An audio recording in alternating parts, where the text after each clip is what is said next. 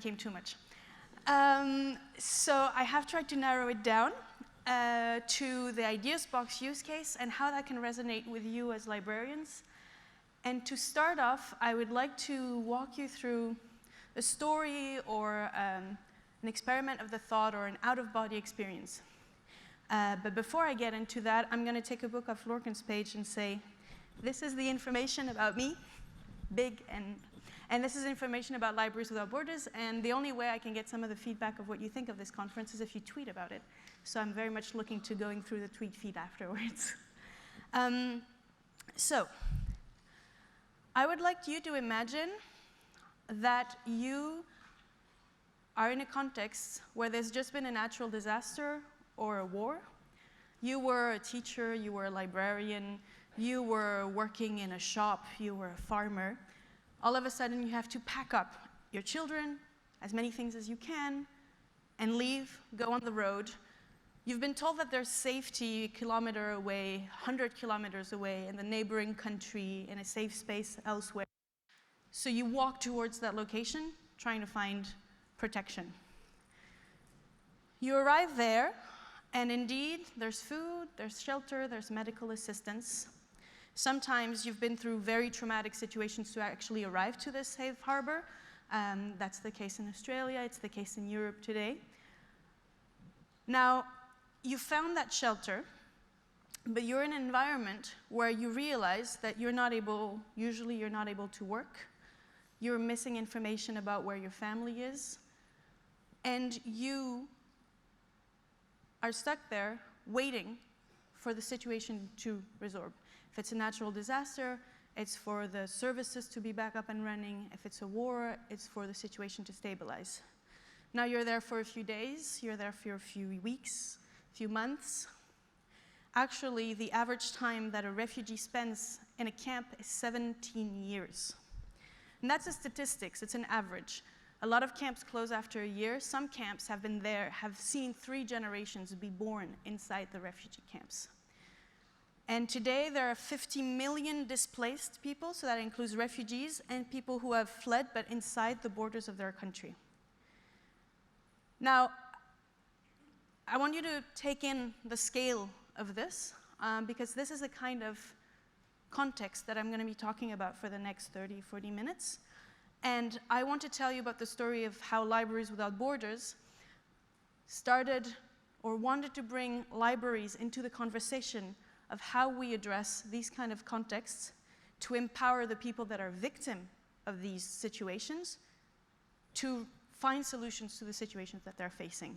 And so that's the general story of what I want to take you through.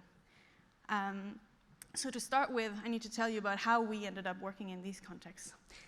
So Libraries Without Borders is an organization that has the vision that I think a lot of you share, that it is through access to information that individuals, communities, countries find the solutions to their needs of development. So that means education, that means all the different elements and resources that an individual needs to make decisions and grow towards the different objectives that they might have, as Lorcan was saying yesterday. So the way that we do that is to work through 3 different pillars in all of the different projects that we do with a lot of different stakeholders. Basically, in all of our projects, it's about thinking what are the right tools and the right spaces for access to information. What is going to be the right content? Can we please stop sending random books to locations that don't need these books, that are going to use them to hold the table up, or sell them in the black market? And most of all, we work on and with you all. So the people that are bringing about this social transformation. We run trainings, we do capacity building, we do networking, making events like this where librarians can get together and work on the different projects that they want to work with. I have a few examples here, but I want to take you to the interesting parts. But some of the work that we've been doing in terms of tools is mobile libraries, digital libraries that you can take to locations where you don't have internet, curating contents that can be adapted to different kinds of contexts. Are we looking for health promotion? Are we looking to stimulate the creation of contents in the countries? And most of all, how librarians can be the agents of that. So that means how they can find business models to sustain their libraries, how they can be trained in leadership and innovation practices and advocacy, etc. Now, that's what we do. It doesn't tell you much about disaster contexts. So, I'm going to tell you how it all started. In 2010, we were working in Haiti before the earthquake happened on public access programs with libraries and training university librarians. And all of a sudden, the terrible earthquake of January 2010 happened. Our first instinct was to take a step back and let the humanitarians take action. And very quickly, our partners there, local, university, and some international, called us back to say, we actually need you here. We need to preserve some of the archives that are there. We need materials for that. But most of all, we need for the vibrant cultural spirit of Haiti to be brought back to the stage in the middle of this context. This means that we started designing solutions with them. So these partners were the Focal and the National Library of Haiti, etc. We started working with them on mobile buses that would go to the different locations where there had been libraries, buses that would open up spaces where people could come and read and talk and make plays. And then UNICEF contacted us to see how we could help them support their network of partners, the Red Cross, all the different organizations that were setting up displaced camps. And in these camps, we set up library spaces. It was very much focused on children at the time. We got psychosocial child psychiatrists and librarians to come together to think about what the activities and contents could be, what the space would look like. So we had canteens and training for all these different organizations. And we realized two things. The first thing was that these spaces very quickly became very important spaces in the environment that people were living in. They became the places where children could be left safely, where activities brought people outside of the emergency context. They could start preparing what would they do next, what was the information that they needed. They could start dreaming and hoping beyond the immediate dire situation that they were in. I want you to imagine that if you're in a crisis context, you probably have a lot less information than everyone else does internationally. The radio is down, internet is down, newspapers are out of print for a while. You have less information than the person that's watching BBC, or I don't know what the main station is here. And so information access points, these libraries, they became the place where people were coming to share information. Where can you find jobs? Where can you find food? Which school has reopened, etc. That was the first thing we realized. Doctors Without Borders, Doctors of the World were coming to tell us, we really need what you're doing because we don't know how to do this. We have people who are sick because they're bored. We have people who are sick because they're traumatized. They haven't broken their leg. It's just their intellectual dimension is fragile and has been affected. And it is in a space like a library that you can work on addressing that. The second thing we realized was that what we had done was in no way scalable to humanitarian contexts. We're talking places where roads are complicated, where internet access is complicated, where electricity is dodgy, and where large-scale international organizations have spent 40 years becoming extremely professional, getting logistical standards up to scratch, etc. So following that, we took a step back. And we first started by calling out to the international community, telling them about what we had seen. We launched an international call to action that was addressed to the European Union, the United Nations, UNESCO, saying there is an urgency to address the psychological and intellectual elements of human beings that have been affected by a crisis. People need to be able to write, they need to be able to draw, they need to be able to express themselves, to access the information that they need. And right now, in international guidelines, there are things that have to do with formal education, mainly for primary children. There are things that have to do with psychiatric support for people that have been traumatized. There's nothing about the general need for access to information, to education, to culture for everyone. And that call got us in contact with a lot of very interesting and innovative people. People that said, yes, We agree. We actually agree. The people that initially had told us, your place is not to be here, you shouldn't be here in Haiti, they're not the only international organization people. And they started challenging us by saying, yes, okay, we agree, but what can we do? How can we do something that fits a humanitarian context? And so the second thing that we did was answer our own call to action. Try to demonstrate, make a proof of concept of what you can actually do in these contexts that is adapted to all of these different challenges. And so the result of that was a partnership with the UN Refugee Agency, their innovation department especially, that helped us think through the technical challenges, the legal challenges, where could we test a project, and a designer. Because if we wanted to put everything that we envision a library is, which means tailored content in a convenient container that has its own electricity, that can work with internet, but it can also work without internet, that will have all the furniture that's in it because we need to set it up anywhere, we imagined like a great big ball that we could roll into camps or something like that. So we needed a designer on board. So we contacted a designer called Philippe Stark, that some of you may know. And he left on vacation with it the idea under his arm, came back and said, I'll do it for free, thank you very much. And the result of that in 2013 is the Ideas Box, which is what I'm here to tell you about today. So the Ideas Box is a set of 4 cases, plus the gray cases that you see here, that unfolds into a 100-meter square resource center.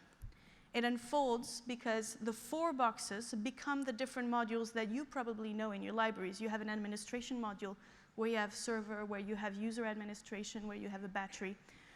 You have a library module with electronic books, paper books, puppets, arts and craft.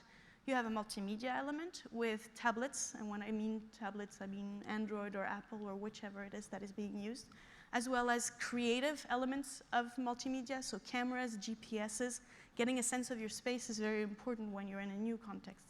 And a cinema module, both in terms of viewing on a television during classes or for entertainment, but also a projector for widescreen showcasing, as well as cameras to make new films. So this opens up into 4 elements that for us were key in there. In this context, we think people need to be able to play. That's what's going to bring them. That's why the box needs to be beautiful, because it is the place where people are going to be not victims of a humanitarian disaster, but people that are coming to a resource center to get the things that they need or the things that they want. It is a safe space, and one of the important part of that is that it's a welcoming place. So they're going to be playing games. They're going to be able to connect to the world, but also to connect to the right information that they need. So Wikipedia is there offline, photos, maps, etc. Learn, both formal and informal education, and create, because no matter how many things we put in it initially, what really matters is this is showcasing the kind of things that could be done. What we want to stimulate is the creativity inside it, and I'll be talking a lot more about this later. So this space opens up and can host about 30 to 100 people, depending on the range of activities that are being put. And this is what the very first one looks like in real life. It was set up in Burundi, early 2014. And it was quite a challenge, as you can imagine. We finished coding the server on the plane on the way there. And actually, I wanted to tell you a tiny bit more about the digital elements that are in that box, that are in the Ideas Box. We have the digital materials preloaded, which means that even if internet is too expensive, shaky, the bandwidth isn't trustworthy, the contents are hosted inside a server that has a battery, that has local area network, it has a Wi-Fi antenna. You can connect to it with your phone, your computer, your tablet, even if there's no internet. So on that, we're hosting some of the education material, etc. Now, that's me speaking. I think it's a lot more interesting to hear what happened from the voice of people that were there for this first Ideas Box. So I'm going to show you a video. Souvent la vie nous hante et nous soumet aux épreuves. The slam poetry that you're hearing right now was written by a person that became the Ideas Box facilitator. It's a young adult who was a journalist, a blogger, a poet, and that you're going to hear a lot more about here. Que quand on veut, on peut viser. Que quand on cherche, on peut trouver. Après l'échec, prends-toi en main et redessine ton avenir. le demi. Les demi du lac Victoria. Les demi, c'est combien? Je réponds au nom des moulins de la patience et j'ai fui mon pays suite à l'insécurité. Et comme dit les droits, l'enfant a droit à l'éducation. Nous sommes vraiment à la carence des matériels didactiques.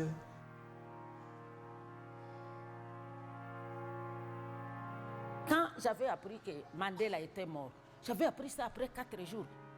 Je me trouve comme si je suis abandonnée, peut-être même dans une sorte de tombe, mais je ne suis pas ensevelie. C'est vrai. Je réponds au nom de Kanyuri Masawa Consolata. Je suis réfugiée politique. Je suis séparée de tout. On n'a pas accès à l'information et à la formation. Il n'y a pas d'Internet. Il n'y a même pas d'informatique. Mon nom est Demsimunga Moulouli. Je fuis les atrocités des groupes rebelles qui se faisaient au Congo. J'aime lire, j'aime aussi écrire. Je suis artiste slammer, je suis chroniqueur également. Nos journées, nous les passons souvent à la maison où on déambule juste dans l'entourage du camp sans rien faire. On a changé de vie juste dans quelques minutes. On avait des occupations au Congo qu'on n'a plus ici. On est isolé du monde. Ce qui nous manque le plus, c'est surtout la culture.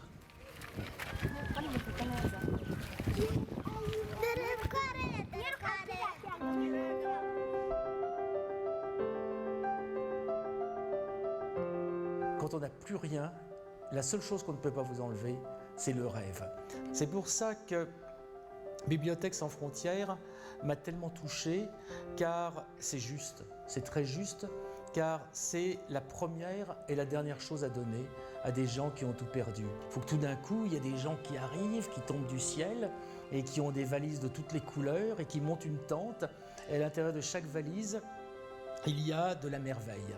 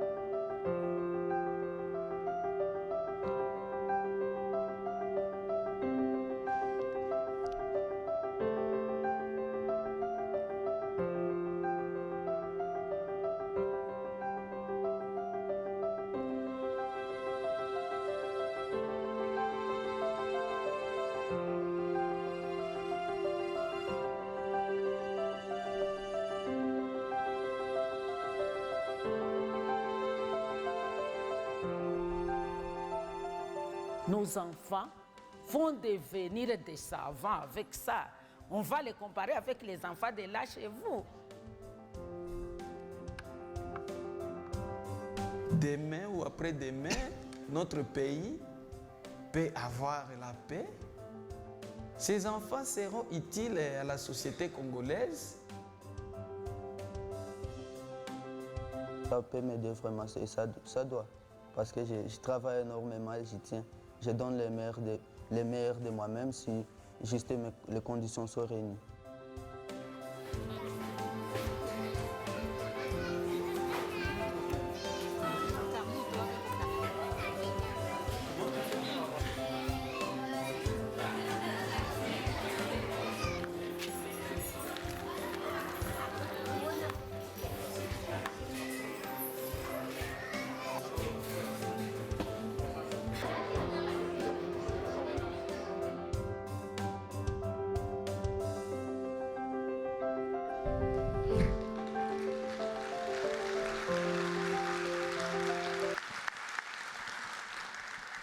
So, that was the very first project. It was a proof of concept, it was a trial. Since then, and I will tell you more about the results of all of this. Since then, it's been replicated in quite a few other places. These are all the crisis contexts that we're working with. These are the programs that we started when we started talking about Ideas Box at IFLA especially, and librarians from all over the world were telling us, well, I have challenges that are similar. I'm in an urban area, but I want to do outreach. I'm in a rural area. I'm in all of these different contexts. And so we started working with a number of different libraries around the world, with street children in Senegal, either with Ideas Box, some also replications of the mobile bus programs that we were doing in Haiti.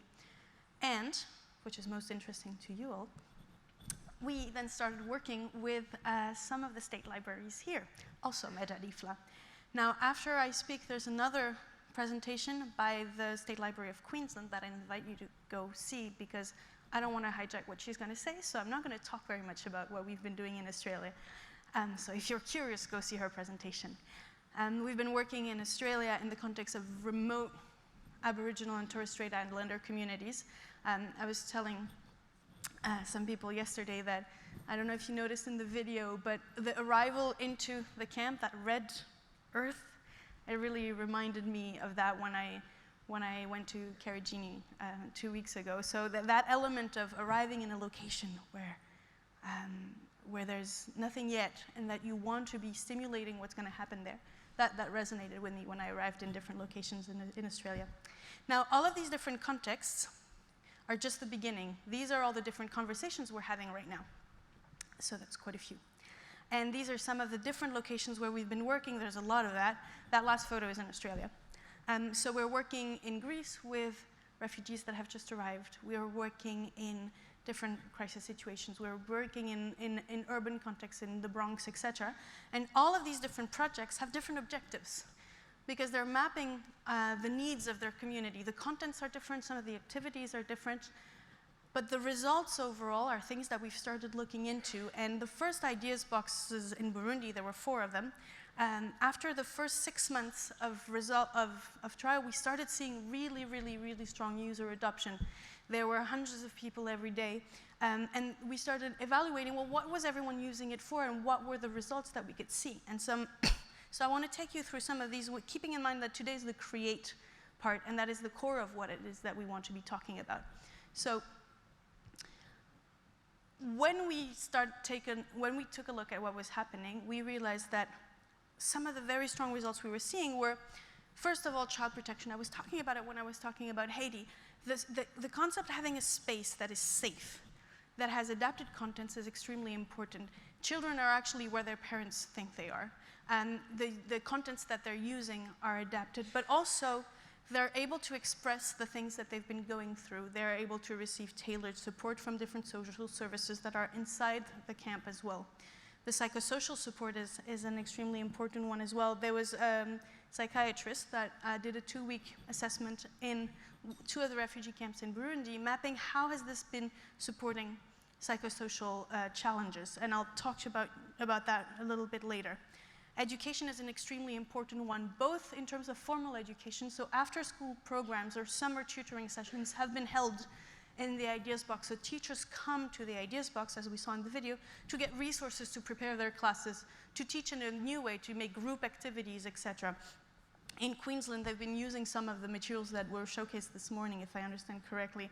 And there's also education material like the Khan Academy, but there's also just the space to be running activities with your students in a way that you didn't have when you just got a blackboard and students in front that are just listening to you. And I think one of the most important part, and the one that resonates with what we're talking about today, is creating a vibrant community. There's an element of dialogue that is extremely important in a crisis context, because there is very strong tension. But there's also intrinsically the question of creating a community that's going to use that space, or supporting the community that's going to use that space, and use it the way that they think that it should be used. And so these are some of the examples that I want to tell you about. So this is some of the work that the psychiatrist who was doing the evaluation has been doing. These are drawings by an 8-year-old child that was asked to talk about the best day of their life and the worst thing that has happened to them. Now, that is a complicated conversation to have with a child, but if you're in a space that is used for leisure, for education, and you're going to be using that space and those tools to work through a narration that goes through drawing, that's one of very important methods, and it's some of the intentional and unintentional consequences of results of having spaces like this, both for children and adults. Conversations I've been having with Doctors Without Borders, for example, is, well, people that have just been rescued from the Mediterranean Sea, can we have a space where they would be able to talk about all the different elements that they've been going through, either to put the story out there, but not everybody's an advocate. It's also just to process what they've been going through themselves. Another example is sustaining local stories and narratives, either by telling stories that already exist, like in Aboriginal and Torres Strait Islander communities here, but also creating new ones to talk about the challenges that they're faced. So this is one of the stories that was created during a storytelling workshop, and that it's a metaphor that has to do with the different nutritional complex contexts that they've been seeing. So what you do, how you process the fact that you're coming from a location where there were different droughts or moments of famine or hunger. So you have this beautiful story about how people get together to address farming. And one of the more beautiful examples is the story of two young boys in Burundi, Adamo and Bulando, who, when they arrived in the camps in 2013, created a theater group to talk about the different challenges that they had seen in terms of conflicts within the communities. They came from the Kivu, and in the Kivu there are very hard stories about children who are soldiers, who have seen their members of their family become soldiers.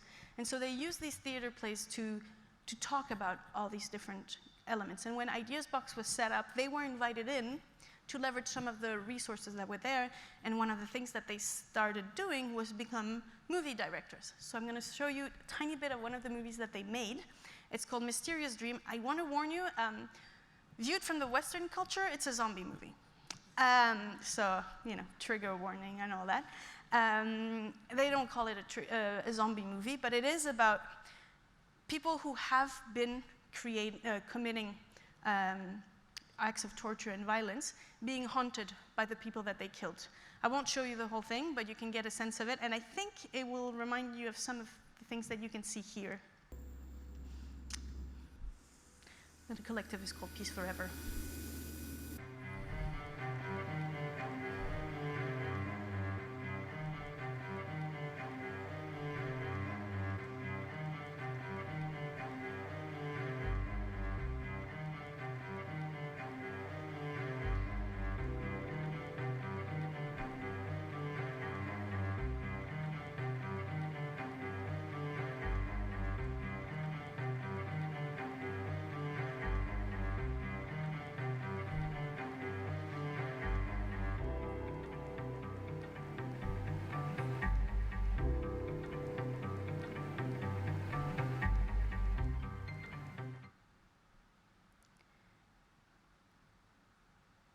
Right, I'm sure you're really curious about what happens. You can find it online, and I don't want to spoil it, but if you want to know what happens, you can ask me. If any of you know things about cinema, that's actually some really good movie directing. Some of the elements there are really, really interesting.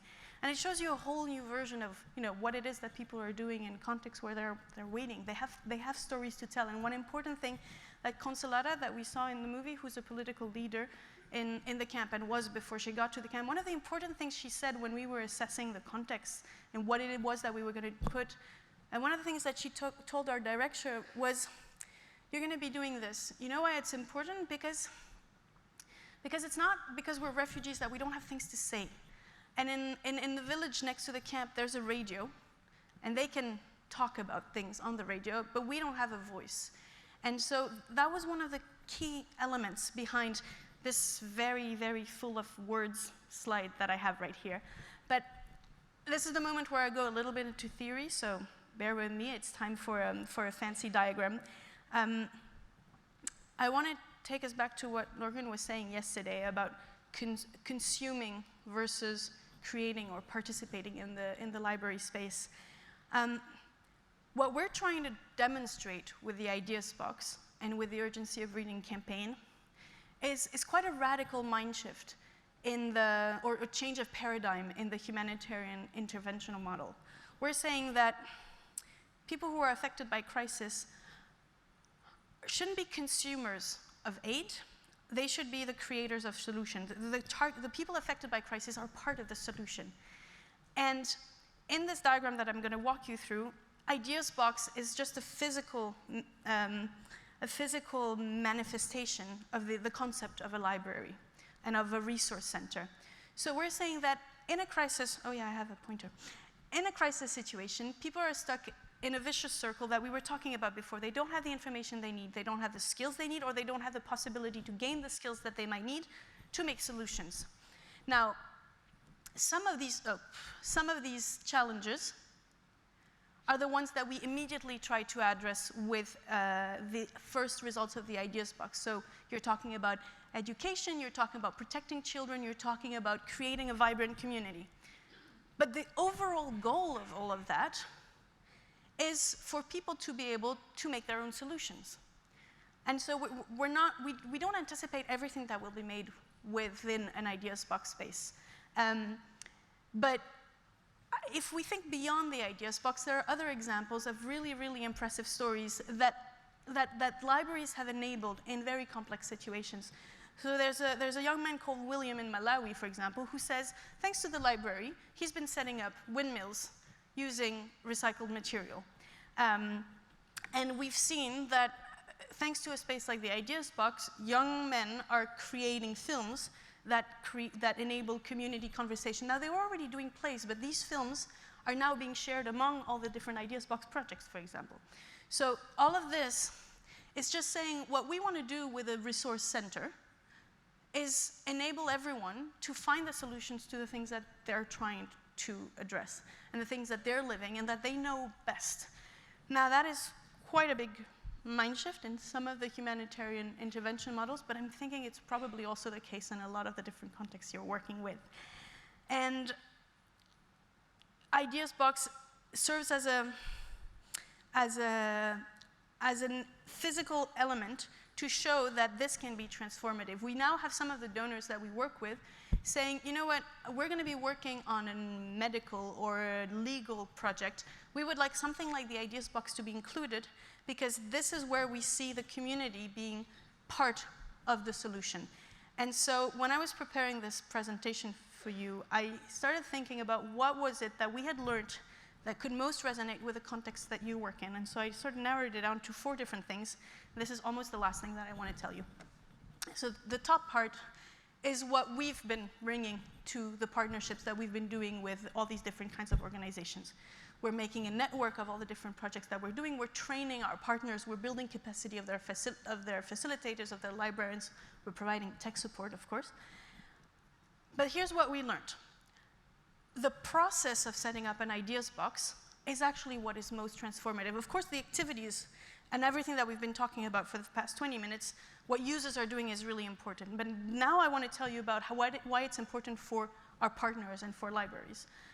In the process of implementing an Ideas Box, we're doing something that is very radical. We're breaking down silos. We're getting all the stakeholders together to talk. You can talk to the people in Queensland and Western Australia about how setting up an Ideas Box means they've had to talk to all the different social services in their environment. When we were in a refugee camp, we're talking to World Child and Médecins Sans Frontières and the UNHCR saying, okay, we're going to be setting this up, but everyone can use it. What should we put in it? What are going to be the activities? What are going to be the tool? And that is something that is highly transformative. The second element is that Ideas Box is in itself a trial and error method. So some of our partners in France and the partners in Queensland, but also in the camps, they're using Ideas Box to set up in one place, then in another, to map what the needs are going to be. Setting up an Ideas Box enables you to see what are the things that are used, what are the things that are needed, if you want to create a library further down the line. And so Ideas Box enables you not to have to think to everything. It shows you how you don't have to think of the final solution immediately. You're also testing, and that's okay. That's part of the solution because you can only test with people if you want to include the people in making the solution. The third element that I think is really important, and that Leslie from Queensland pointed out especially to me, is that the Ideas Box projects that work the best are the ones that generate a community of practice, and that's something we're going to be pushing. This means that we want to put all the different Ideas Box projects in contact with each other. We want them to short-circuit us. We can't handle everything from Paris. And so what's been working in Queensland is putting the Ideas Box coordinators in contact with some of the indigenous knowledge centers that they already had there. In Burundi, we've been bringing together the facilitators from the 4 different camps together to exchange what works, what doesn't. It's what you're going through here, right? But it works also at the direct community level.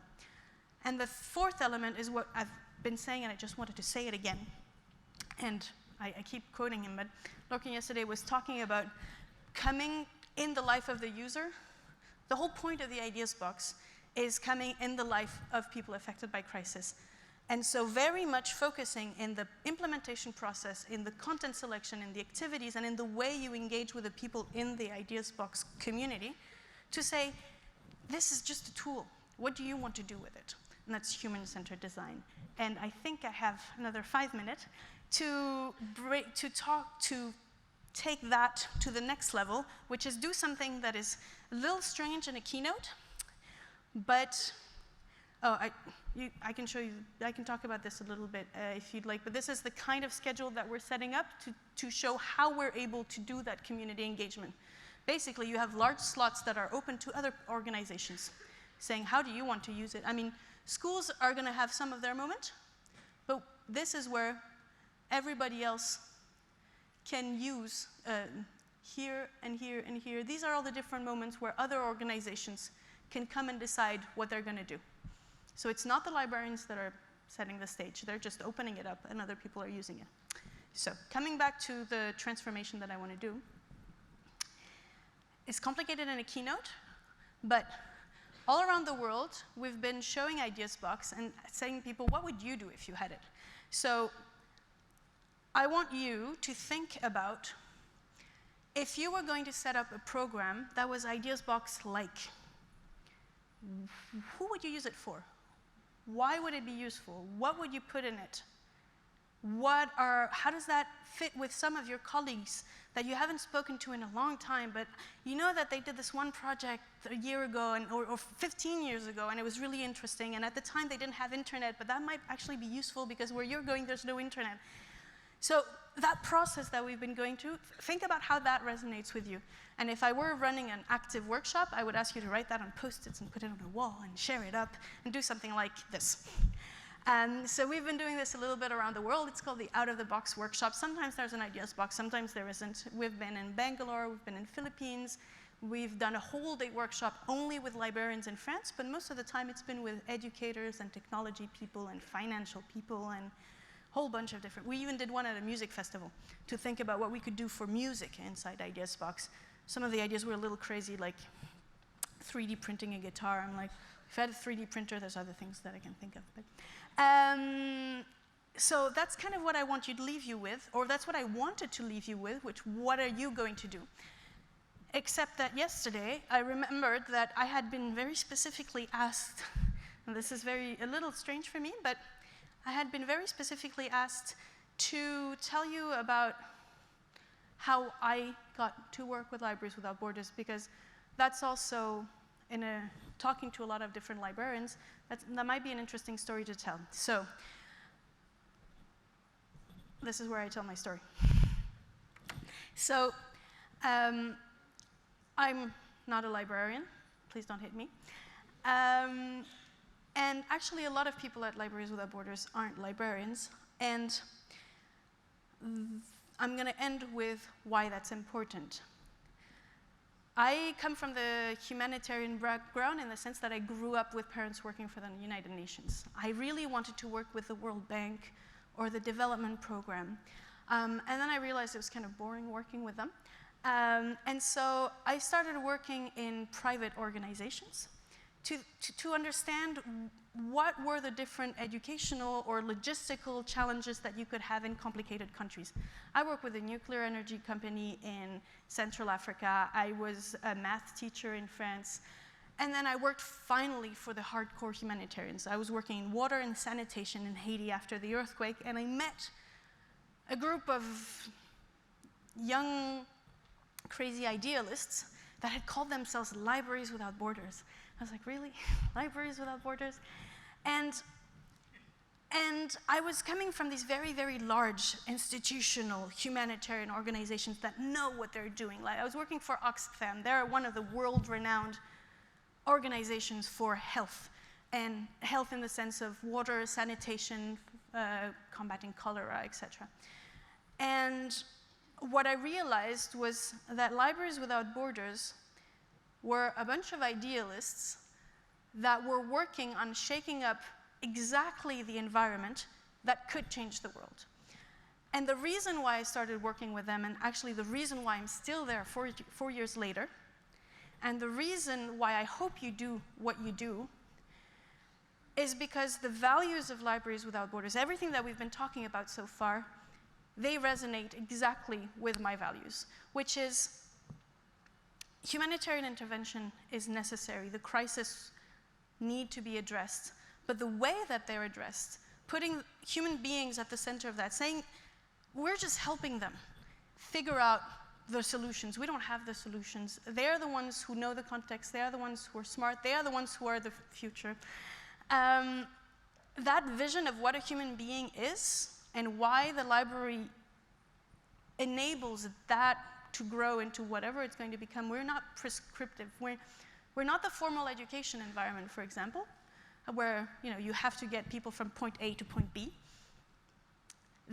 Those values, I haven't seen them anywhere else. And that's why I work with Libraries Without Borders, and I hope that's why you work in a library or for a library. And so that's what I wanted to end on. Thank you very much.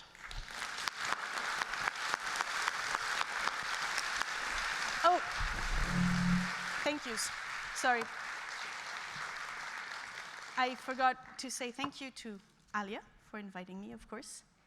And I also really want to say thank you to the Ghana country for welcoming me in their country and enabling me to talk about some of the things that we've been doing in this country. Thank you very much.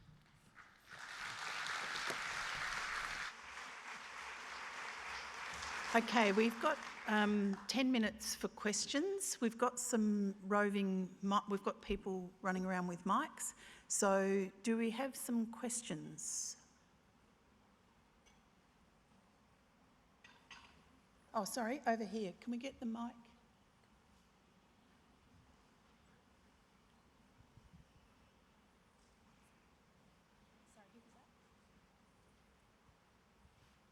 Hello, thank you for your presentation. It was really exciting and got lots of ideas. But I've just got a question around funding models and how this project's all funded and how you employ people and that kind of thing. So all of the projects have been funded a little bit differently, but most of the humanitarian projects are funded by large international organizations like United Nations or European Union, etc. Initially, a lot of the projects were funded by large corporate partners. So the reason, actually one of the initial reasons why we're working in Australia is because the Puma Energy Foundation approached us saying, we would really, really like to be doing something in Australia. Can we think through that together? So the funding model is grant-based, project-based. But our partners, the ones that are actually implementing the projects, their funding model depends on the context. So humanitarian partners get funding from the UN Refugee Agency often to run education or informal programming in the refugee camps. In Australia, some of the funding is the library existing funding, and then they've also been applying to grants such as the Tim Fairfax Family Foundation, for example, has been funding some of the implementation of the program here. And finally, some of our partners actually have funds, and they've been purchasing the project. But all of these projects are implemented the same way.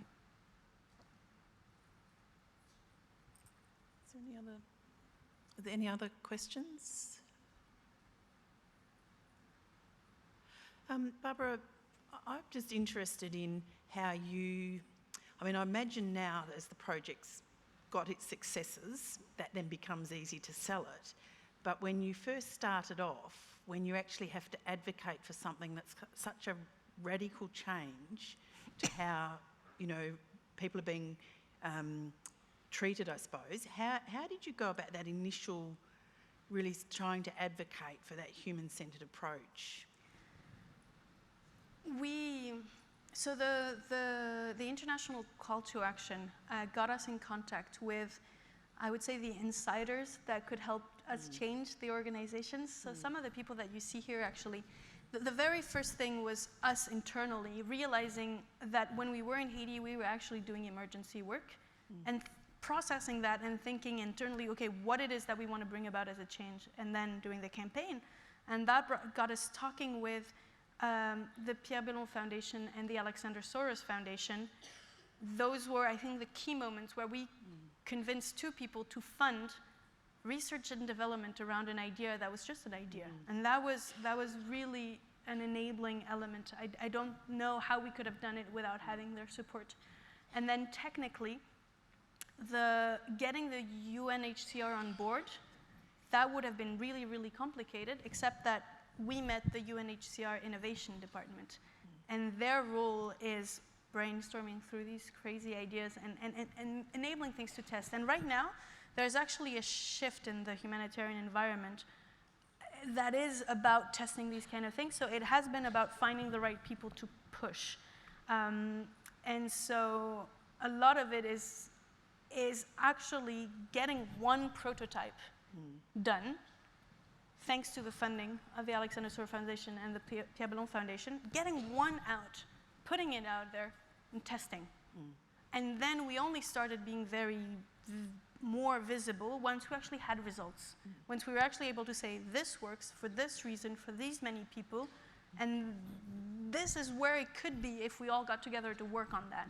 It's been 3 years. It takes a while, but I think a short answer would be you need to test something and show results to be able to push things. I think salient lesson for us all, really. Are there any other questions? Oh, sorry, down here. Hi there. Thanks for your presentation. It was actually really inspiring. I was wanting to know if, I work for a company that works in the built environment, including Indigenous communities in Australia, and we have a community engagement group in our company, and I was wondering if you can actually buy an ideas box to gift. So what I was saying before is some people have been, some organizations have been purchasing. And when I say purchasing Ideas Box, I mean purchasing the program, because Ideas Box is a sum of computers. You're not actually doing anything unless you're implementing a project and training facilitators and doing the stakeholder engagement. It's about a 1-year process. And some have been purchasing it. So the short answer is yes. Some organizations have been purchasing it because they're a library and they have funds and they want to implement it. And some are purchasing it because they're a corporate partner that has an existing partner and they want to support that. And that is where corporate foundations or partners are really important, because UN and large international organizations, they mainly only work with the large international humanitarian organizations like Save the Children and CARE, etc. If we want to be working with some of the more local partners, it's almost always corporate grant that it resonates with. So it's really important that there is that possibility. And who do I go after to get that organised? Sorry? Who do I contact? Great. I have cards, and I'm here until Saturday, so. Okay.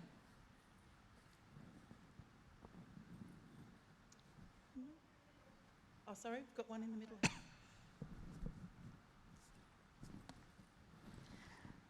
My name's Helen Ladwig from Library Training Services. You have such wonderful passion. It's just infectious. How do you decide what items go into the box, what physical items like the books, what subject matter? And obviously you've got iPads there, so what reading material, fiction, non-fiction, adult, children, how do you decide? So when I was talking about the process, it's the stakeholder engagement part. So when we're implementing a project, usually there's an implementing partner, rarely where we're implementing it ourselves. And part of the process is getting the different people of the community, people of the social services, usually local government, teachers, and the partner and the library themselves together to identify what are the needs in the community. So in the case of Queensland and Western Queensland mainly, it's been working with the Aboriginal Council there, for example, on identifying what their priorities are. So each project has that process, and then we have a content team that works from these guidelines, or that actually helps define these guidelines. So it's age groups, it's priorities. Are we talking health? Are we talking literacy, digital literacy, all of these different elements? So that's a set of guidelines that is then taken either by librarian or content experts locally, a content committee, or by our content team in Paris, and they work on curating the different kind of contents. And so it's both for the equipments, how many tablets. The different projects have very different numbers of tablets. There can be 10 or there can be 25, depending on how big the digital literacy element is. And then they work on curating the right books, etc. And then there's also the whole purchasing part, which is another department on getting the materials actually purchased, ideally not in France. So in Australia, purchased in Australia, in Burundi, purchased in Kenya, in Jordan, purchased in Jordan, etc. Does that answer your question? Yes, thank you very much. Okay.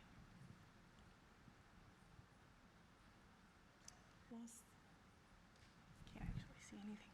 Okay, I don't think we've got any more questions. It's quite hard. It's hard to see you all from It here. is To be hard to honest. see. No? No more questions? Okay, well, would you join me in thanking Barbara for just such a fabulous...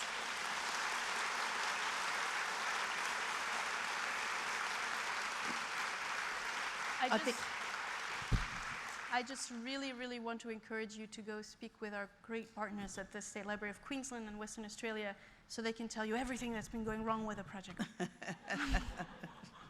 No, I think Barbara's provided us with how to give a creative, really creative solution to enable vulnerable communities to become empowered, and I think that's fabulous. So on behalf of us all, I'd just like to present Barbara with a traditional Adelaide gift. So, Thank you.